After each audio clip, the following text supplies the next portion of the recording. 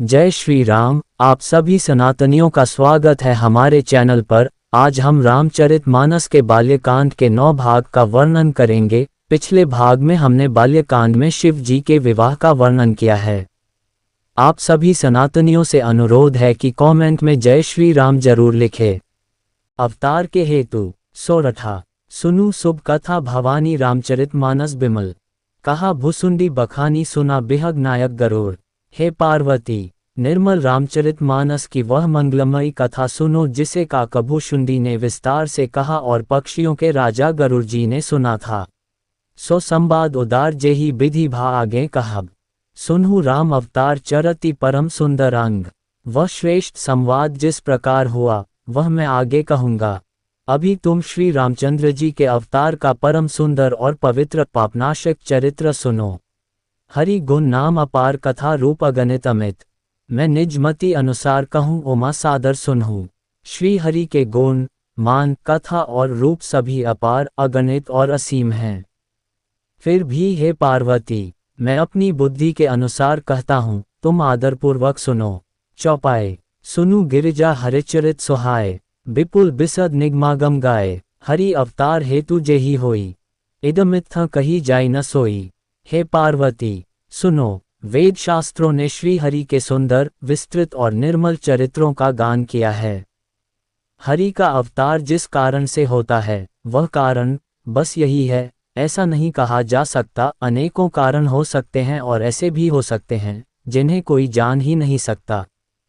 राम अतर्क्य बुद्धि मन बानी। मत हमार असु नहीं सयानी। तदपि संत मुनि वेद पुराना। जस कछु कहीं स्वमति अनुमाना। हे सयानी, सुनो। हमारा मत तो यह है कि बुद्धि मन और वाणी से श्री रामचंद्र जी की तर्कना नहीं की जा सकती।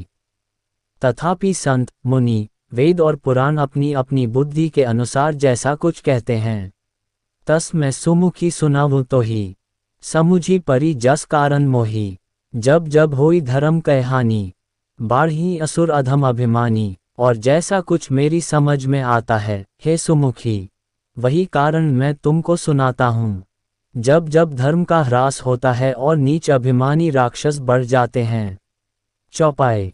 करही अनीति जाय नहीं बरनी। सीधी विप्र धेनु सुर धरनी। तब तब प्रभु धरी विविध शरीरा। हरि कृपानिधि सज्जन पीरा। और वे ऐसा अन्याय करते हैं कि जिसका वर्णन नहीं हो सकता तथा ब्राह्मण गो देवता और पृथ्वी कष्ट पाते हैं। तब तब वे कृपानिधान प्रभु भांति भांति के दिव्य शरीर धारण कर सज्जनों की पीड़ा हरते हैं। दोहा। असुर मारी थाप ही सुरन राख ही निज श्रुति सेतु। जग विस्तार ही बिसद जस राम जन्म कर हेतु। वे असुरों को मारकर देवताओं को स्थापित करते हैं, अपने श्वास रूप वेदों की मर्यादा की रक्षा करते हैं और जगत में अपना निर्मल यश फैलाते हैं। श्री रामचंद्र जी के अवतार का ये कारण है। चौपाए। सोई जस गाय भगत भव तरही। कृपा सिंधु जन हित तनु धरही। राम जन्म के हेतु अनेका। परम विचित्र एकते एका। उसी यश को गा गा कर भक्त जन भवसागर से तर जाते हैं। कृपा सागर भगवान भक्तों के हित के लिए शरीर धारण करते हैं। श्री रामचंद्र जी के जन्म लेने के अनेक कारण हैं जो एक से एक बढ़कर विचित्र हैं। जन्म एक दुई कहूँ बखानी। सावधान सुनु सुमति भवानी। द्वारपाल हरि के प्रिय दो। जय अरु विजय जान सब को। हे सुंदर बुद्धि वाली भवानी, मैं उनके 2 जन्मों का विस्तार से वर्णन करता हूँ, तुम सावधान होकर सुनो। श्री हरि के जय और विजय 2 प्यारे द्वारपाल हैं जिनको सब कोई जानते हैं। विप्र श्राप ते दूनऊ भाई। तामस असुर देह तिन्ह पाए। कनकसिपु अरु हटकलोचन। जगत विदित सुरपति मदमोचन। उन दोनों भाइयों ने ब्राह्मण सनकादि के शाप से असुरों का तामसी शरीर पाया। एक का नाम था हिरण्यकशिपु और दूसरे का हिरण्याक्ष। ये देवराज इंद्र के गर्भ को छुड़ाने वाले सारे जगत में प्रसिद्ध हुए। विजयी समर वीर विख्याता। धरी बराह बपु एक निपाता। होई नरहरि दूसर पुनि मारा। जन प्रहलाद सुजस बिस्तारा। वे युद्ध में विजय पाने वाले विख्यात वीर थे। इनमें से एक हिरण्याक्ष को भगवान ने वराह सुअक का शरीर धारण करके मारा, फिर दूसरे हिरण्यकशिपु का नरसिंह रूप धारण करके वध किया और अपने भक्त प्रहलाद का सुंदर यश फैलाया। दोहा। भय निशाचर जय तई महावीर बलवान, कुंभकर्ण रावण सुभट सुर विजयी जग जान। वे ही दोनों जाकर देवताओं को जीतने वाले तथा बड़े योद्धा रावण और कुंभकर्ण नामक बड़े बलवान और महावीर राक्षस हुए, जिन्हें सारा जगत जानता है। चौपाई। मुकुट न भय हते भगवाना, तीनी जन्म द्विज बचन प्रवाना। एक बार तिन्ह के हित लागी, धरेउ शरीर भगत अनुरागी। भगवान के द्वारा मारे जाने पर भी वे हिरण्याक्ष और हिरण्यकशिपु इसीलिए मुक्त नहीं हुए कि ब्राह्मण के वचन शाप का प्रमाण 3 जन्म के लिए था। अतः एक बार उनके कल्याण के लिए भक्त प्रेमी भगवान ने फिर अवतार लिया।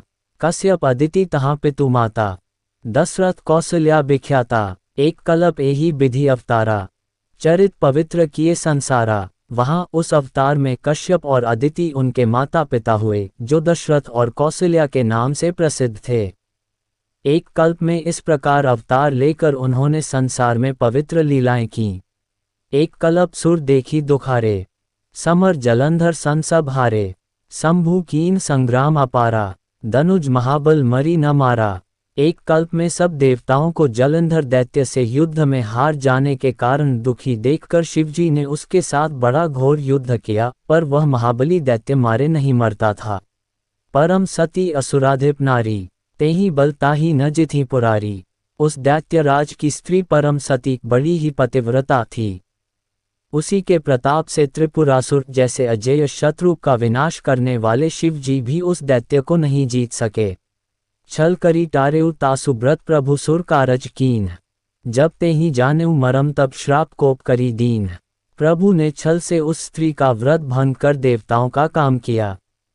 जब उस स्त्री ने ये भेद जाना, तब उसने क्रोध करके भगवान को शाप दिया। चौपाई। तासु श्राप हरि दीन प्रमाना, कौतुकनिधि कृपाल भगवाना। तहाँ जलंधर रावण भयउ, रणहति राम परम पद दयौ।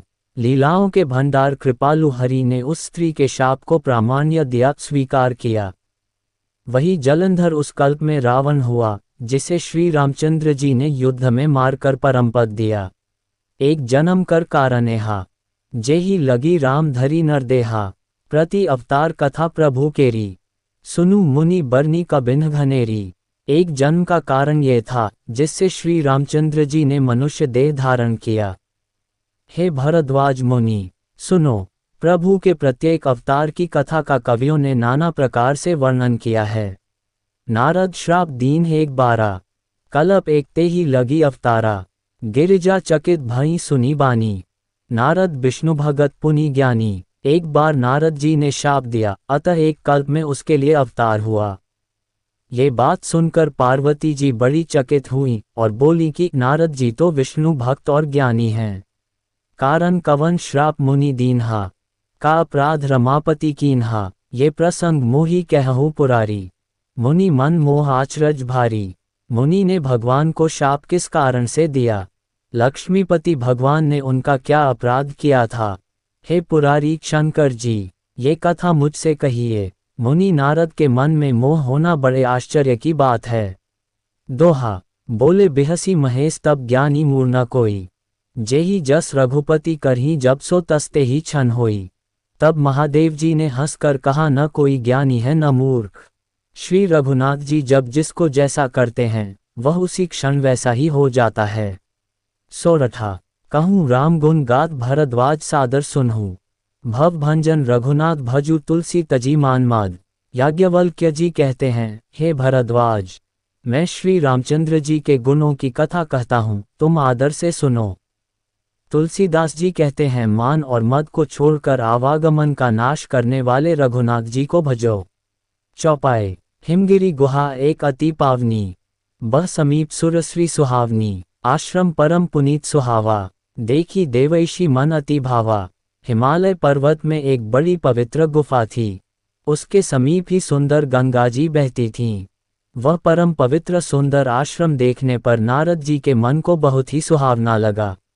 निरखी सैलसरी बिपिन विभागा, भयो रमापति पद अनुरागा। सुमिरत हरिहि श्राप गति बाधी, सहज बिमल मन लागे समाधि।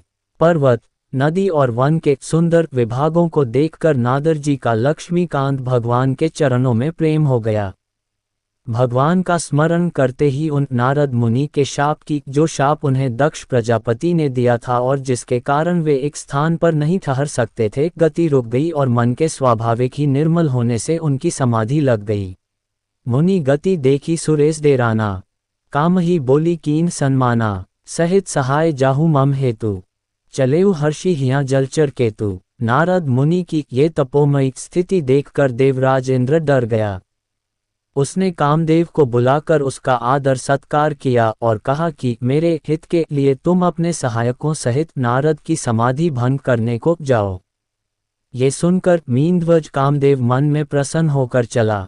सुनासीर मन महु असीत्रासा, चाहत देवैषी ममपुर बासा, जे कामी लोलुप जगमाही, कुटिल काक इव सबही दे राही।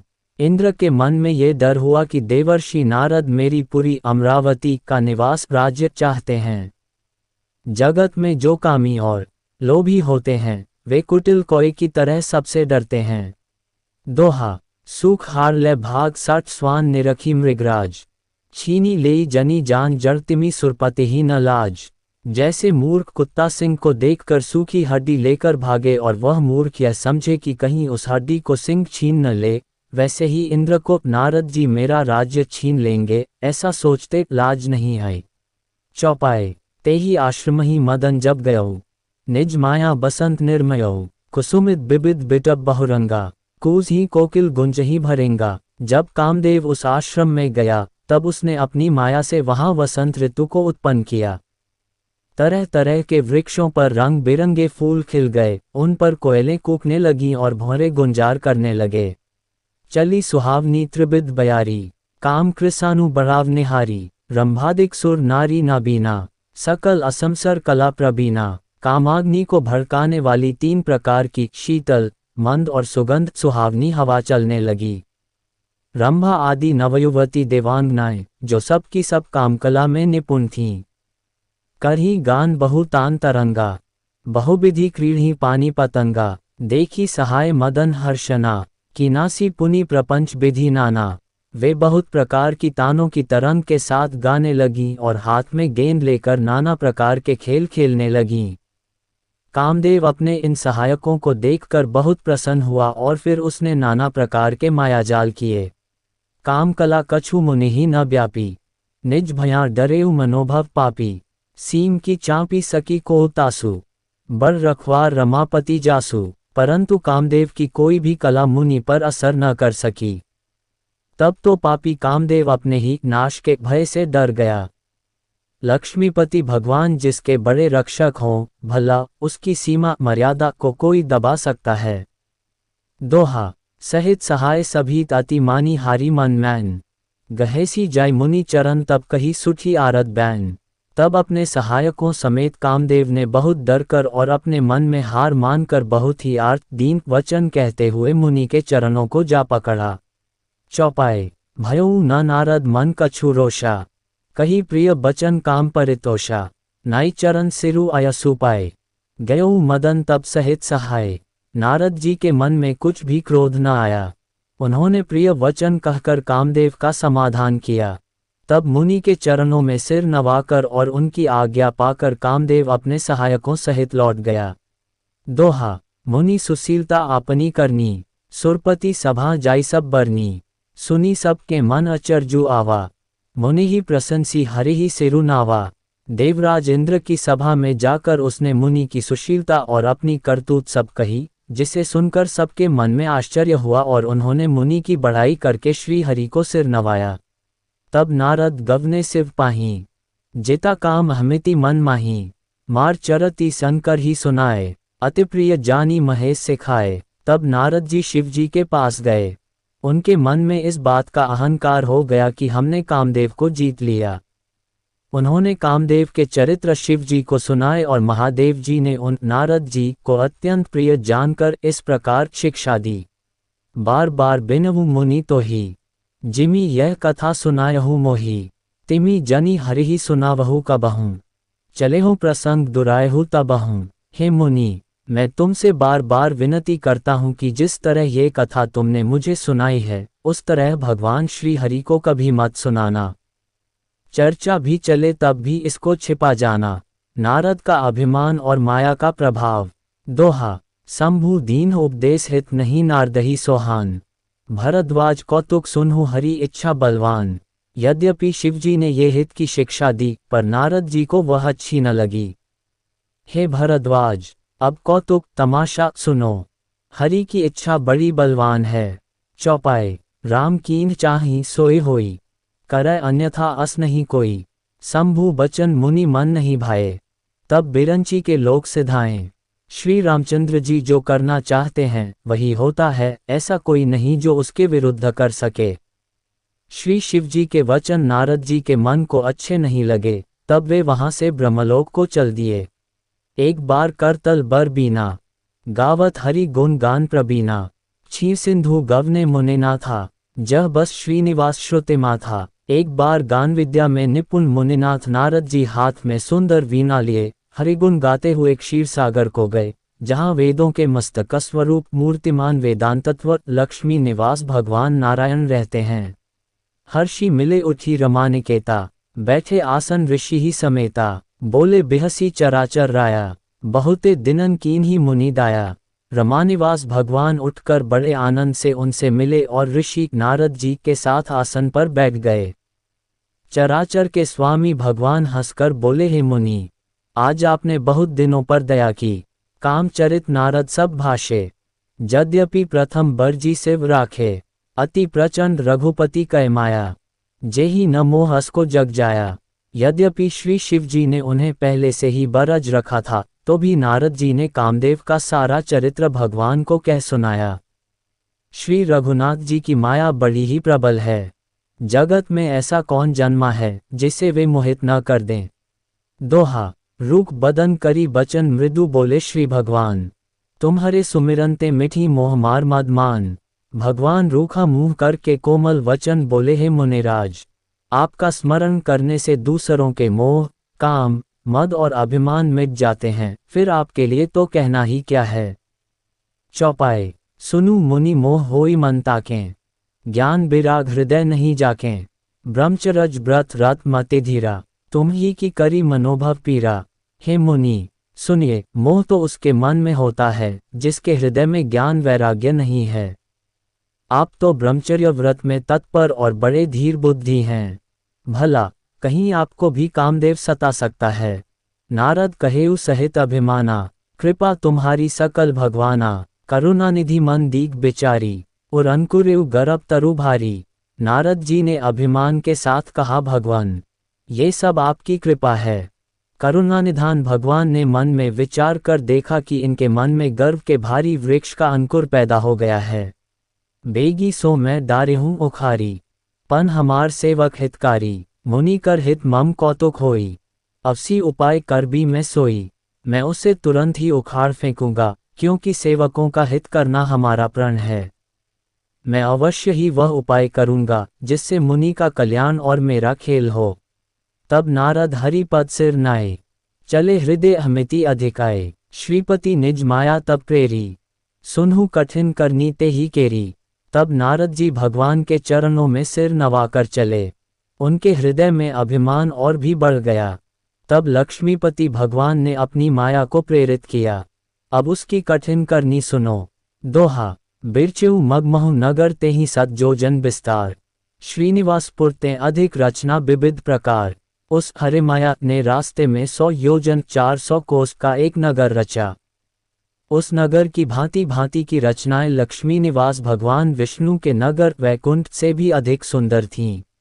चौपाए। बस ही नगर सुंदर नर नारी। जनु बहु मनसिज रति तनुधारी। तेहि पुर बसी सील निधि राजा। अगणित हया गया सेन समाजा। उस नगर में ऐसे सुंदर नर नारी बसते थे, मानो बहुत से कामदेव और उसकी स्त्री प्रति ही मनुष्य शरीर धारण किए हुए हों। उस नगर में शीलनिधि नाम का राजा रहता था, जिसके यहाँ असंख्य घोड़े, हाथी और सेना के समूह टुकड़ियां थे। सत सुरे सम विभव बिलास। रूप तेज बल नीति निवासा। विश्वमोहनी तासु कुमारी। श्री विमोह जिसु रूपु निहारी। उसका वैभव और विलास 100 इंद्रों के समान था। वह रूप, तेज, बल और नीति का घर था। उसके विश्वमोहिनी नाम की एक ऐसी रूपवती कन्या थी जिसके रूप को देखकर लक्ष्मी जी भी मोहित हो जाएं। सोई हरिमाया सब गुण खानी, शोभा तासु की जाई बखानी, करी स्वयंवर सो नृपबाला, आय तह अगणित महेपालाए। वह सब गुणों की खान भगवान की माया ही थी। उसकी शोभा का वर्णन कैसे किया जा सकता है। वह राजकुमारी स्वयंवर करना चाहती थी, इससे वहां अगणित राजा आए हुए थे। मुनि कौतुकी नगर ते ही गयहु, पुरबासिन सब पूछत भयहु, सुनी सब चरित भूपगृह आए, करी पूजा नृप मुनि बैठाए।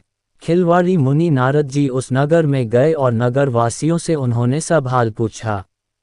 सब समाचार सुनकर वे राजा के महल में आए। राजा ने पूजा करके मुनि को आसन पर बैठाया। विश्वमोहिनी का स्वयंवर, शिवगणों को तथा भगवान को शाप और नारद का मोहभंग। दोहा, आनी देखई नारद ही भूपति राजकुमारी, कहहु नाथ गुण दोष सब एही के हृदय बिचारी।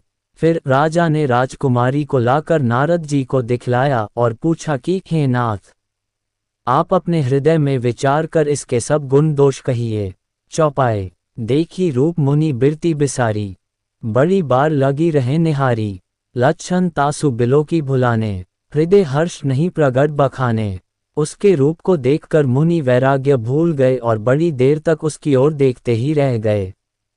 उसके लक्षण देखकर मुनि अपने आप को भी भूल गए और हृदय में हर्षित हुए, पर प्रकट रूप में उन लक्षणों को नहीं कहा।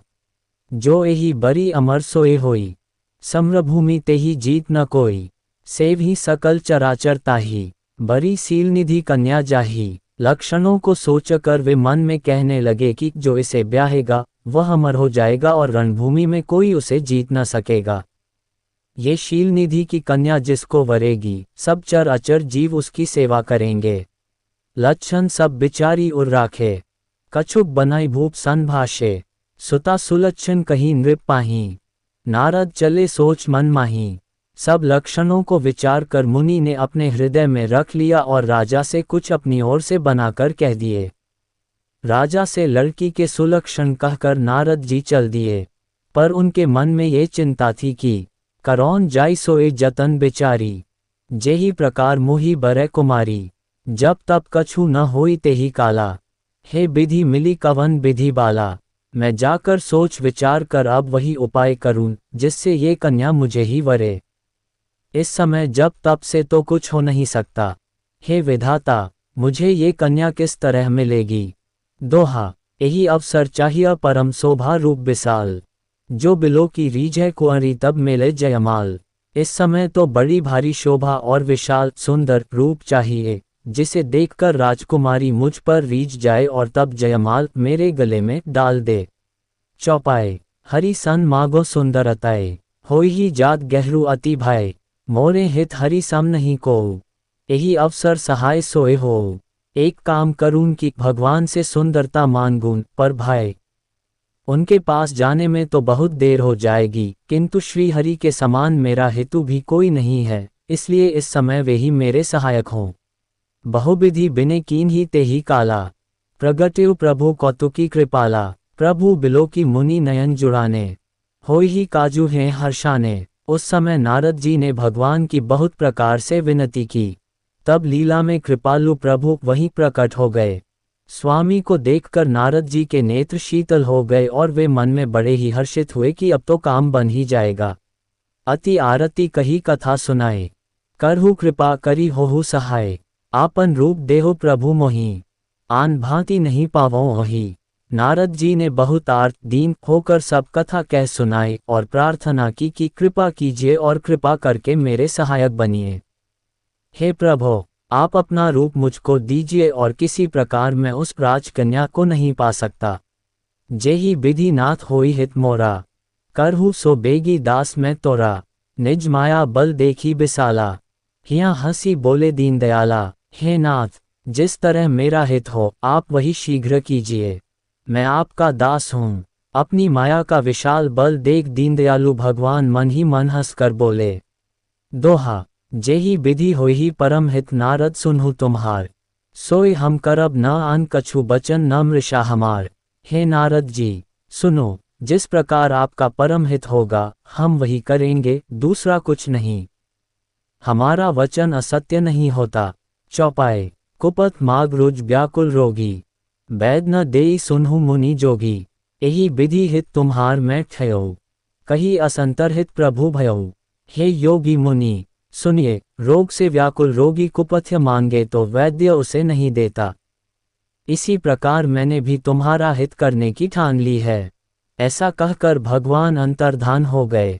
माया बिबस भय मुनि मुड़ा, समुझी नहीं हरि गिरा ने गुड़ा, गवने तुरत तहाँ ऋषि राय, जहाँ स्वयंवर भूमि बनाए। भगवान की माया के वशीभूत हुए मुनि ऐसे मूढ़ हो गए कि वे भगवान की अगूढ़ स्पष्ट वाणी को भी न समझ सके।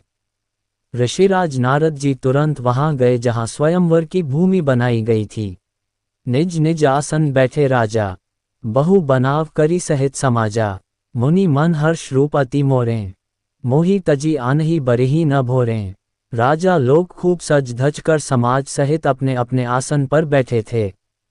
मुनि नारद मन ही मन प्रसन्न हो रहे थे कि मेरा रूप बड़ा सुंदर है, मुझे छोड़ कन्या भूलकर भी दूसरे को न वरेगी। मुनि हित कारण कृपा निधाना, दीन कुरूप न जाई बखाना, सो चरित्र लखी कहूँ न पावा, नारद जानी सबही सिर नावा। कृपानिधान भगवान ने मुनि के कल्याण के लिए उन्हें ऐसा कुरूप बना दिया कि जिसका वर्णन नहीं हो सकता, पर यह चरित्र कोई भी न जान सका। सब ने उन्हें नारद ही जानकर प्रणाम किया। दोहा, रहे तहाँ दुई रुद्र गण ते जान ही सब भेऊ, विप्रवेश देखत फिर ही परम कौतुकी तेऊ। वहाँ शिवजी के 2 गण भी थे। वे सब भेद जानते थे और ब्राह्मण का वेश बनाकर सारी लीला देखते फिरते थे। वे भी बड़े मौजी थे। चौपाए, जेहि समाज बैठे मुनि जाए, हृदय रूप हमिति अधिकाए, तह बैठे महेश गण दोऊ, विप्रवेश गति लखी न कोऊ। नारद जी अपने हृदय में रूप का बड़ा अभिमान लेकर जिस समाज पंक्ति में जाकर बैठे थे, ये शिवजी के दोनों गण भी वहीं बैठ गए। ब्राह्मण के वेश में होने के कारण उनकी इस चाल को कोई न जान सका।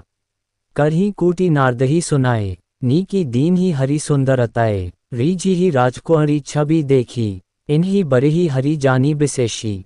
वे नारद जी को सुना सुनाकर व्यंग्य वचन कहते थे, भगवान ने इनको अच्छी सुंदरता दी है, इनकी शोभा देखकर राजकुमारी रीझ ही जाएगी और हरि वानर जानकर इन्हीं को खास तौर से वरेगी। मुनि ही मोह मन हाथ पराएं, हंस ही शंभु गण अति सचुपाएं, जदपि सुनहि मुनि अटपटी बानी, समुझी न परी बुद्धि भ्रम सानी। नारद मुनि को मोह हो रहा था, क्योंकि उनका मन दूसरे के हाथ माया के वश में था।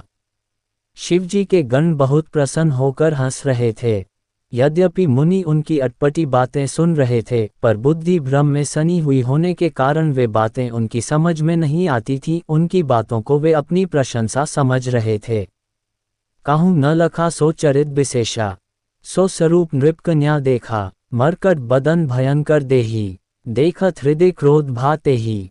इस विशेष चरित को और किसी ने नहीं जाना, केवल राजकन्या ने नारद जी का वह रूप देखा। उनका बंदर का सा मुंह और भयंकर शरीर देखते ही कन्या के हृदय में क्रोध उत्पन्न हो गया। दोहा, सखी संग लै कुंवरी तब चली जनु राजमराल, देखत फिरी महीप सब कर सरोज जयमाल। तब राजकुमारी सखियों को साथ लेकर इस तरह चली मानो राजहंसिनी चल रही है। वह अपने कमल जैसे हाथों में जयमाला लिए सब राजाओं को देखती हुई घूमने लगी। चौपाए, जेहि दिसी बैठे नारद फूली, सो दिसी तेहि न बिलो की भूली। पुनि पुनि मुनि उकसी अकुलाही, देखी दशा हर गन मुसुकाही। जिस ओर नारद जी रूप के गर्व में फूले बैठे थे, उस ओर उसने भूलकर भी नहीं ताका। नारद मुनि बार बार उचकते और छटपटाते हैं। उनकी दशा देखकर शिवजी के गण मुस्कुराते हैं। धरी नृपिनु तय गयो कृपाला, कोहरी हर्षी मेले जयमाला। दुलहिनी ले गेल अच्छे निवासा, नृप समाज सब भयउ निरासा। कृपालु भगवान भी राजा का शरीर धारण कर वहां जा पहुँचे। राजकुमारी ने हर्षित होकर उनके गले में जयमाला डाल दी। लक्ष्मी निवास भगवान दुल्हन को ले गए। सारी राजमंडली निराश हो गई। मुनि अति बिकल मोहमती नाठी, मनी गिरी गई छूटी जनु गांठी। तब हर गण बोले मुस्कुराए, निज मुख मुकुर बिलो कहु जाए। मोह के कारण मुनि की बुद्धि नष्ट हो गई थी, इससे वे राजकुमारी को गई देख बहुत ही विकल हो गए, मानो गांठ से छूटकर मणि गिर गई हो। तब शिवजी के गणों ने मुस्कुरा कर कहा, जाकर दर्पण में अपना मुंह तो देखिए। अस कही दो भागे भया भारी, बदन दीख मुनि बारी निहारी, बेशु बिलो की क्रोध अति बाढ़ा, तिन्ही शराब दीन अति गाढ़ा। ऐसा कहकर वे दोनों बहुत भयभीत होकर भागे। मुनि ने जल में झांककर अपना मुंह देखा। अपना रूप देखकर उनका क्रोध बहुत बढ़ गया। उन्होंने शिवजी के उन गणों को अत्यंत कठोर शाप दिया। दोहा, होहु निशाचर जाय तुम कपटी पापी दोहु, हंसेहु हम ही सो लेहु फल बहुरी हंसेहु मुनि को। तुम दोनों कपटी और पापी जाकर राक्षस हो जाओ। तुमने हमारी हंसी की, उसका फल चखो। अब फिर किसी मुनि की हंसी करना। चौपाए, पुनि जल दीख रूप निज पावा, तदपि हृदय संतोष न आवा। फरकत अधर कोप मन माही, सपदी चले कमलापति पाही। मुनि ने फिर जल में देखा तो उन्हें अपना असली रूप प्राप्त हो गया, तब भी उन्हें संतोष नहीं हुआ। उनके होठ फड़क रहे थे और मन में क्रोध भरा था। तुरंत ही वे भगवान कमलापति के पास चले।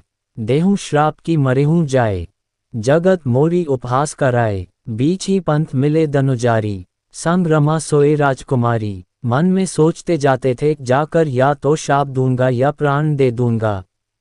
उन्होंने जगत में मेरी हंसी कराए। दैत्यों के शत्रु भगवान हरि उन्हें बीच रास्ते में ही मिल गए। साथ में लक्ष्मी जी और वही राजकुमारी थीं। बोले मधुर बचन सुरसाई, मुनि कह चले बिकल की नाई। सुनत बचन उपजा अति क्रोधा, माया बस न रहा मन बोधा। देवताओं के स्वामी भगवान ने मीठी वाणी में कहा, हे मुनि, व्याकुल की तरह कहाँ चले।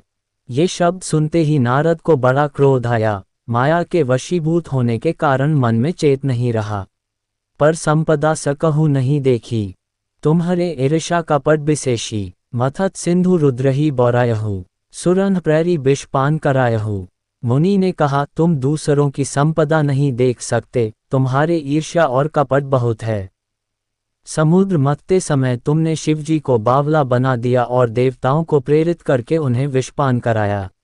दोहा, असुर सुरा विष संकर ही आपु रमा मनि चारु, स्वार्थ साधक कुटिल तुम सदा कपट व्यवहारु।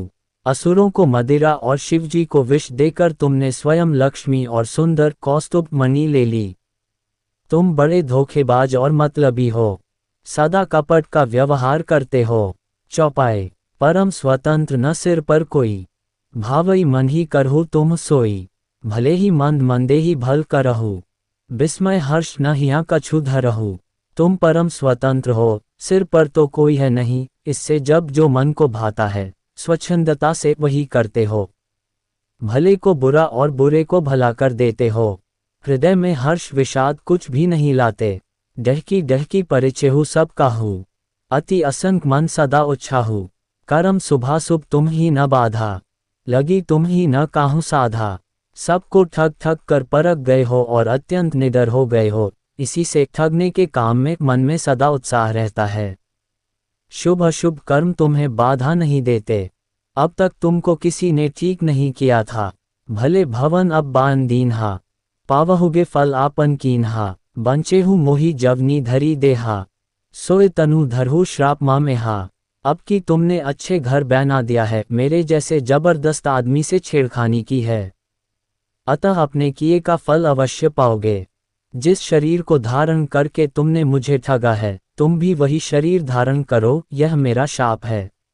कपि आकृति तुम कीन ही हमारी, करे ही की सहाय तुम्हारी। मम अपकार कीन तुम भारी, नारी बिर तुम हो दुखारी। तुमने हमारा रूप बंदर का सा बना दिया था, इससे बंदर ही तुम्हारी सहायता करेंगे।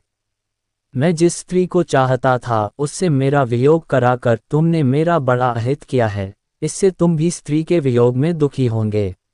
दोहा, श्राप शीस धरी हर्षि हिया प्रभु बहु बिनती कीन्ही। निज माया कै प्रबलता करशी कृपानिधि लीन्ही। शाप को सिर पर चढ़ाकर हृदय में हर्षित होते हुए प्रभु ने नारद जी से बहुत विनती की और कृपानिधान भगवान ने अपनी माया की प्रबलता खींच ली।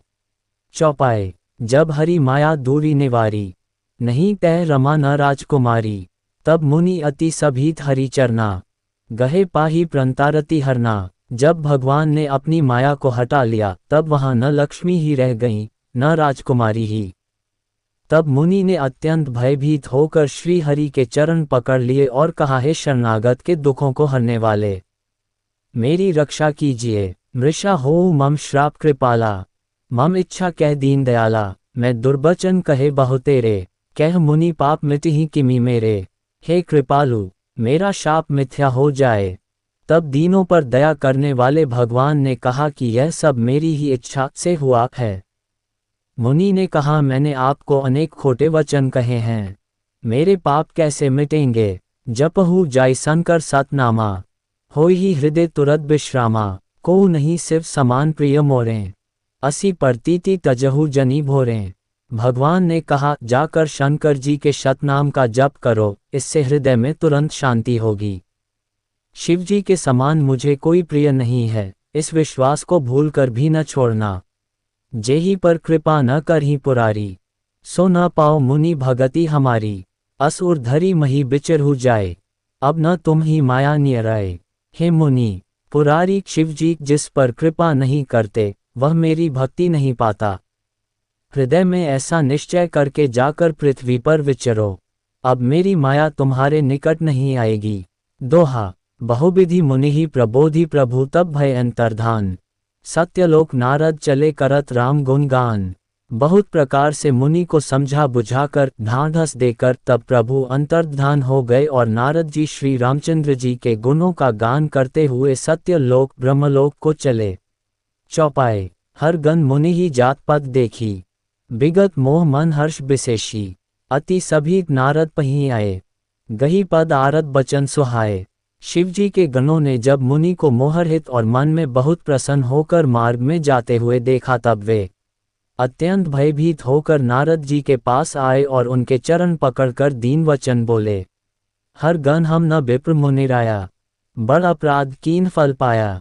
श्राप अनुग्रह करहु कृपाला, बोले नारद दीन दयाला। हे मुनिराज, हम ब्राह्मण नहीं हैं, शिवजी के गण हैं। हमने बड़ा अपराध किया जिसका फल हमने पा लिया।